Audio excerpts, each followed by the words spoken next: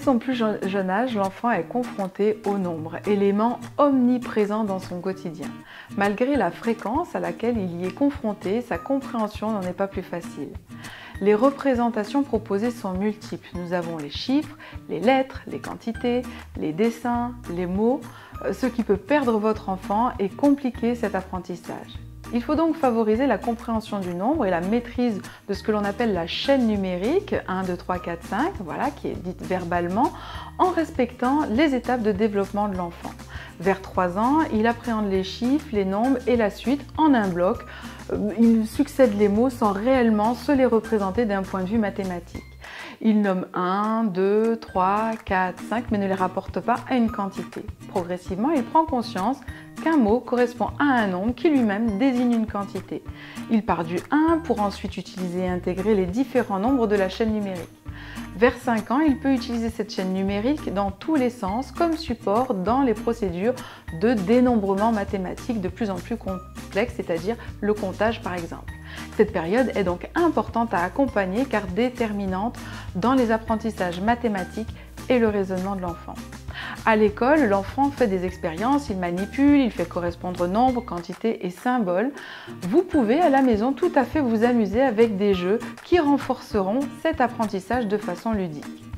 Le pan, qui est un jeu à compter, est très joli et rigolo et il permet à votre enfant de découvrir les nombres de 1 à 10 en jouant. Il ordonne les plumes du pan dans l'ordre, il dénombre les points qui se trouvent au dos des plumes et il associe progressivement chiffres et quantités. Il tourne ensuite le petit support qui s'arrête sur un chiffre et il doit retrouver la plume qui correspond au chiffre. Cette plume peut être présentée côté chiffre ou côté symbole ou un peu des deux. Je vous donne maintenant mes astuces pour faire varier ce jeu. L'enfant apprend ainsi par essai-erreur et l'autocontrôle de l'erreur par l'enfant facilite ses apprentissages. Vous pouvez donc associer ce jeu du pan au jeu de la voiture « J'apprends à compter ». En associant ces deux jeux, l'enfant intègre la notion de gradation des nombres. Avec la voiture, l'enfant replace les pièces de la plus petite à la plus grande et contrôle son erreur. En effet, si la voiture ne peut pas rouler du haut de la pente jusqu'en bas, c'est qu'il a mal agencé les pièces. Il apprend donc progressivement les chiffres qui se trouvent dessus et comprend que le 5 est un chiffre dont la quantité est plus grande que le 3 ou le 4. Les couleurs des chiffres des deux jeux correspondent, ce qui permet plus facilement à votre enfant de faire la correspondance entre les notions apprises dans les deux jeux.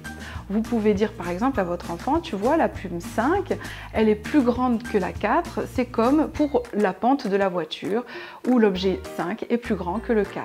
Dans l'évolution de ce jeu, vous placez sur la table toutes les plumes ou quelques-unes et vous disposez ces plumes sur une assiette éventuellement ou sur une feuille pour délimiter l'espace.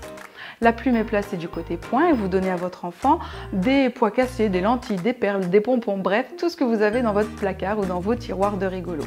Votre enfant doit mettre autant de perles, de lentilles, de pois cassés ou de petits pompons qu'il n'y a de points sur la plume. Il retourne la plume et contrôle s'il a bien trouvé le nombre qui correspondait. La plume est placée ensuite côté chiffres et votre enfant progressivement peut se représenter, placer le nombre d'objets, les compter et ensuite retourner pour voir s'il y a autant de points que d'objets dans la boîte. Progressivement, vous pouvez faire un jeu de dés. Vous prenez 2 dés, vous collez une gommette sur le numéro 6 et vous allez ensuite lancer les dés. Vous allez faire des combinaisons d'addition. On augmente en difficulté. Par exemple, vous lancez vos dés et vous tombez sur le 1 et le 4. Soit vous enlevez la plume 1, soit vous enlevez la plume 4, soit vous enlevez la 5 qui est la résultante de l'addition de la 4 et la 1. Et vous pouvez multiplier les combinaisons de calcul.